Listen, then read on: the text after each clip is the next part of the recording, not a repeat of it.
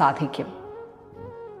പക്ഷേ പിൽക്കാലത്ത് ആളുകൾ കൂടുതൽ ഭൗതികതയിലേക്ക് പോവുകയും ഈശ്വരനെ തങ്ങളുടെ സുഖത്തിന് വേണ്ടി മാത്രം ആശ്രയിക്കുന്ന ഒരാളായി മാറ്റുകയും ചെയ്തു. അതുകൊണ്ട് തന്നെ ബാഹ്യമായ ആചരണങ്ങളിൽ മാത്രമായി മനുഷ്യരുടെ ശ്രദ്ധ.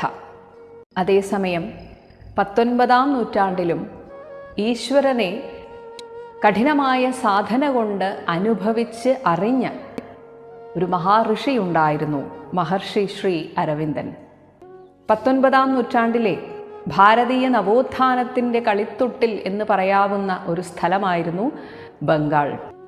സ്വാതന്ത്ര്യ സമര ചരിത്രത്തിൽ തൻ്റേതായ വ്യക്തിമുദ്ര പതിപ്പിക്കുകയും കൂടെ ചെയ്ത മഹർഷി അരവിന്ദൻ്റെ ജന്മദിനം ഓഗസ്റ്റ് 15-ാം തീയതി ആയിരുന്നു 1872.